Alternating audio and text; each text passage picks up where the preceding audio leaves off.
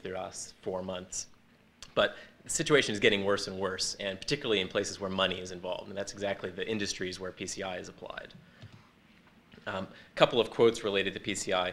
VeriSign says over 50% of organizations fail 6.6 specifically in their PCI compliance audits. Sure.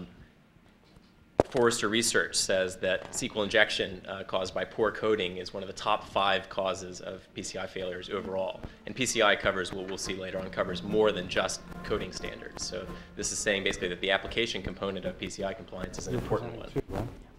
Just for the video. Ah, now we've got 2 mics. Excellent. Well, it's just for the video, so. Very good. And finally, we see that Section 6 is becoming an increasing cause of failures for PCI compliance overall. So in 2006, it was the number 9 cause of failures. In 2007, it was up to number 2. I don't know what the number is going to be for 2008, but it's certainly looking worse. So the agenda for today is we're going to do a brief overview of Section 6.6, Section 6 in general, 6.6 specifically. Quick show of hands, who's familiar with PCI overall? You guys more or less know what I'm talking about, right? Okay, that's what I expected. I figured it'd be kind of a self-selecting group. People who want to hear about this probably know something about it already. Then we're going to go over a technology comparison of source code analysis, penetration testing, and application firewalls. We'll look at some case studies of customers, users who have deployed each of these 3 technologies. And then we'll look at some guidance from the people who are responsible for evaluating compliance in terms of how people actually demonstrate that they've complied with Section 6 and what they did to do so. So what is PCI compliance? The PCI Payment Card Industry Data Security Standard is a set of 12 security guidelines, IT security guidelines that impact any organization that processes or stores, transmits information related to credit cards. Who has to comply with that? Obviously, anyone who does any of those things. When do they have to do it? Now, and they have to demonstrate that again and again every year. It's important to note also that level 1 merchants actually have some form of outside or reproducible audit. Level 2 and below, meaning smaller organizations, don't have to have that verified from the outside. Basically, they are doing self-reporting, self-assessment. So a little bit on the timeline and evolution of these standards. Early on, credit card industry, different brands developed their own guidelines, Visa and MasterCard in particular, for merchants that were going to process their credit card transactions. In early 2005, they decided to bring these together into the payment card industry standard and have an integrated standard for all credit card processing organizations. Then there was the card systems breach, 40 million identities, personal information compromised. And pretty soon thereafter, we saw the addition of Section 6.6, which was specifically related to application security. Overall, I've got on the next slide, PCI covers a variety of IT security constraints. 6.6 is specifically related to application security. And although it's not obvious that card systems was the breach that led to this, it certainly couldn't have hurt in adding this application security component because the card system breach was related to an application level security problem. Then in early 2007, we see the TJX exploit. And soon thereafter, we see PCI pushing some of the responsibility for verification and assessment down to the banks. So they say now the banks need to assess individual merchants who they process transactions for, as opposed to some external entity or PCI taking on this responsibility themselves. We see the Hannaford breach soon thereafter. Hannaford is an interesting case because they had demonstrated PCI compliance, they passed a PCI audit, and then they were breached afterwards.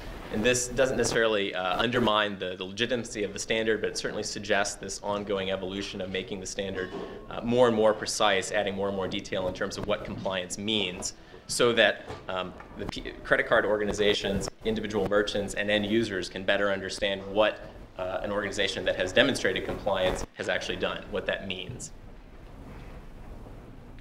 There was a paper in early 2008 that clarified Section 6.6. We'll talk about some of the points that made, but basically this is a further evolution of the standard to make it very precise what it is organizations need to do to demonstrate compliance. And the important one for, I imagine, a lot of you is that Section 6.6 went from being an optional or recommended component of the standard to being a requirement in June of this year. So that's been a big shift in the industry, both from a merchant perspective and from a evaluation and assessment perspective. And finally, this week, hopefully, we've got Section 1.2 coming out. From what I've seen, I expect this is going to be further clarification. No radical changes that I'm aware of, but I guess we'll see. So, PCI requirements overall, 12 standards. Section 6 is the one we're most interested in, develop and maintain secure systems and applications. But you can think of application security and the technologies we're going to talk about today being somewhat relevant to some of these other sections as well. So how do you demonstrate that you're protecting stored data? How do you demonstrate that you're transmitting and encrypting data appropriately? And then, of course, how are you testing your systems? And that comes more in the runtime testing, penetration testing aspect. But these technologies do apply outside of Section 6, so when you're evaluating, considering them, it's important to think about not only how are you going to demonstrate compliance with Section 6, but also what other sections of PCI compliance they may be relevant to. So, Section 6.6 reads, ensure that all web-facing applications are protected against known attacks by applying either of the following methods. Having all custom application code reviewed for common vulnerabilities by an organization that specializes in application security, or installing an application layer firewall in front of web-facing applications. And the paper I mentioned that was published earlier this year to clarify what those points means further states that automated tools are acceptable, so we're not talking necessarily about a human performing this analysis, that penetration testing is an acceptable solution to meet the code review requirement, and the team performing the assessment can be internal, so you're not talking about necessarily bringing someone in from outside the organization. And all three of these points have pretty significant impact on how an organization, a merchant, is going to demonstrate compliance and what technologies they might choose. Not to interrupt you much, but that's all web-facing applications that process payment cards. Yes, of course. Sorry. So the whole standard applies to applications that are processing, transmitting, storing payment information, credit card information. So you can pass PCI and still have a really crappy web browser, as long as it doesn't do any of the... As long as it doesn't touch any of the relevant data, absolutely. Transactions, yeah, certainly. In terms of application penetration testing, which organization, with internal organization, can perform that? Okay, so moving on to the next case study. So this company chose to deploy penetration testing. They were a top 3 consumer magazine publisher, a very big company, $46 billion in revenue, level 1 merchant as well. They had 150 plus developers in-house, and the person that we talked to was the CISO, the Chief Information Security Officer. Okay, so here we go again. Setup and optimization. So similar trends here as with source code analysis. So setup was harder than expected. It wasn't a 1, but it was a 2, harder than they expected. And optimization was, again, kind of a pleasant surprise. They were able to customize it to their environment more quickly than they expected. Performance, similar to source code analysis, they had expectations for how long it would take to run the pen test and expectations for what the hardware requirements would be. Those were met. No big surprises for them there. Human resources, they expected it to be very easy, and I think talking to this person, they had put a lot of weight in the auto-crawl feature of penetration testing tools, where you just hit the button and it runs and scans. And they found that they didn't take it down to a 1, but they did find that it required some manual effort to actually customize the tool and to work with it to make sure it actually covers more of the application, because they found on the auto-crawl, the coverage was fairly low right off the bat. In terms of expertise required in general, they gave 3s across the board. And when I pushed them on this, I got the sense that they viewed their job as complete when they had run the scan, produced the report, and handed it off to the development team. And so they weren't necessarily factoring in that whole concept of fixing the vulnerabilities. And so I think that's why these were weighted a little bit more highly than the other ones we saw.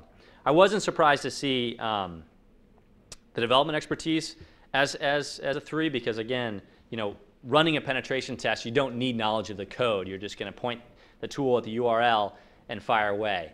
And if you're not really factoring in fixing the vulnerabilities, then you could, I think it kind of leads you to put 3s on both of these. Accuracy, so false positives, false negatives, pretty standard here. I think they had reasonable expectations, and they were met. The one note they said on the false negatives front, the reason they didn't give it a 3 was, again, they mentioned coverage, which was just they got the sense that the penetration testing tool didn't cover the entire application. To Jacob's point about the online booking system for the airline, it didn't hit that page that would come up when you made the reservation for the last seat. And again, as I said, for technology support across the board, we saw 2s, and really, I think this was just kind of, met all their technology requirements, and so they kind of gave it a 2. So when you sum the numbers, pretty high numbers here, 21 and 21. Optimization was a lot better than expected. Human resources was a little worse, and setup was a little worse. Okay, case study number 3. So this is a company that deployed an application firewall, online brokerage firm, smaller company, $1 billion in revenue, but they had 12,000 production servers. And the person we were talking to was the Chief Information Security Officer again. Okay, here we go, one last time. So setup and optimization, 2s across the board. And in talking to them, they had pretty good expectations. They basically said, we knew when we were going to deploy an application firewall that we were going to go through a process often called learning mode with an application firewall. It'll take some time to set it up, to configure it, to train it. And they had reasonable expectations, and it met those expectations. In terms of performance, this was one thing they called out as a big negative for them. They expected to see some hit on performance, but they saw more than they expected. But I should note on this one, this is a company that has a lot of traffic coming to their site, and their business is 100% online. So any hit to performance actually had a very big effect on them. So when they saw that hit on performance, they were very upset, and hence the number 1. It's okay, go ahead.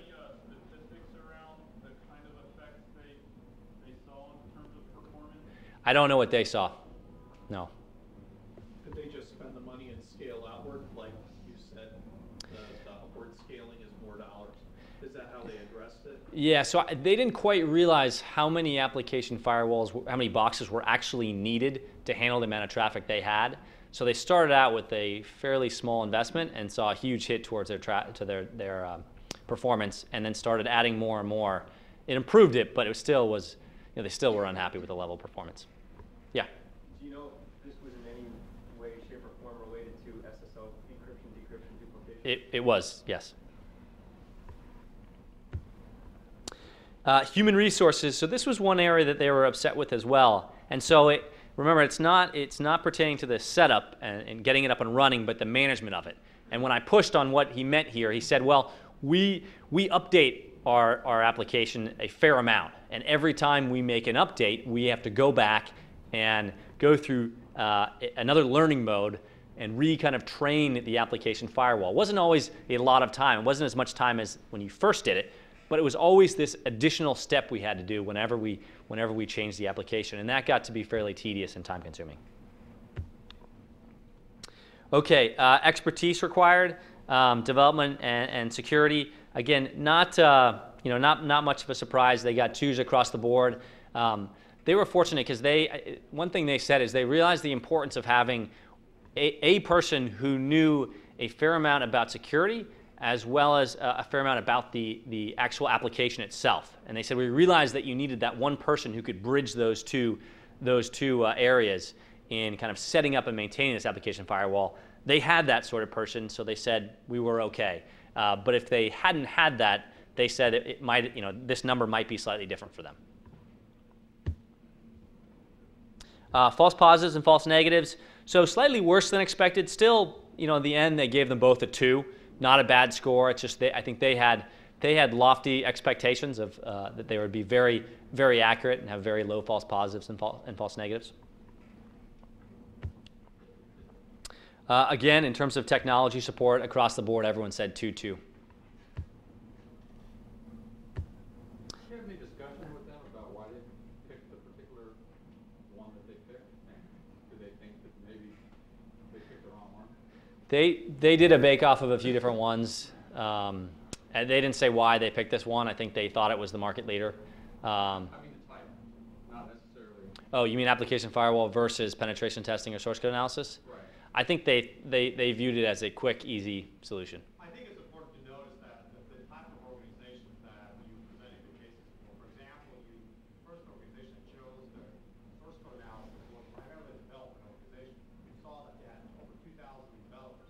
For them, it made more sense to actually address the problem within the source code because they had the expertise, development expertise. Whereas the second organization went with penetration testing, it seems like because they had a smaller development organization. And the third organization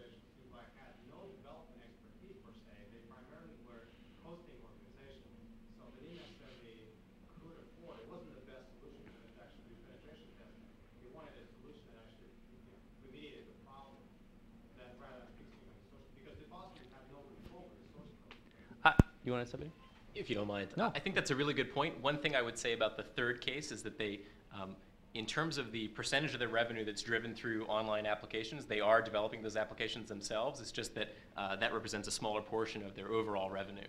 So I would say not so much that they're not, that they don't have in-house development expertise, but that they are less ready to deploy resources, apply resources to the development organization as opposed to something they can apply externally at the network layer that doesn't involve that group.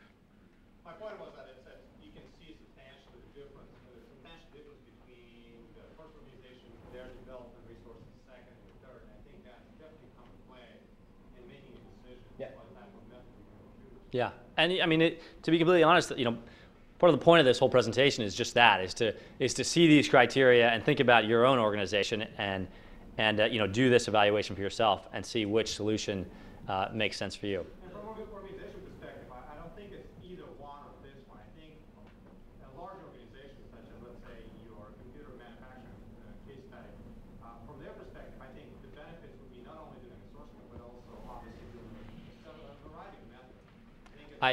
Yeah, I completely agree, and I'll spoil one takeaway on my final slide, which is actually all three of these companies today are doing more than one. There you go. Yeah. Are they comparing them and telling you which they prefer or where they get better bang for the buck? That's next year's presentation. Oh, okay. We're at it. We're out of time. Maybe can we just meet up afterwards and I'll answer your question? I just want about 3 more slides. I'll crank through really quickly. Okay, so last one on this one. Not to say application firewalls were bad. 16 is a very respectable score. Just the expectations weren't quite met. So quick review on the 3 case studies. So one, all 3 solutions required more effort than was expected. None of them got a 3 in setup. None of them got a 3 in human resources. All of them produced reasonably accurate results. Nobody got a 1 in false positives or false negatives. I'm going to skip a couple here for the sake of time. Performance was an issue mainly with the application firewall, but again, that site had a lot of traffic and it was core to their business revenue, so it was that much more important to them. And then my last takeaway there, which I already said, all 3 companies are using more than one solution. I have another section here. I'll breeze through this in 2 minutes. So the point of this last section was Jacob and I basically have kind of given you a framework that we used and some of our some companies out there have used. The next step is, you choose a solution or multiple solutions. Then you have to demonstrate, okay, to an auditor or an internal auditor maybe, I have complied with section 6.6. How do you do that? So we did a little research. We talked to some qualified security assessors, the QSAs. We talked to the people who train the QSAs. We talked to the PCI Council, and we asked them 3 questions.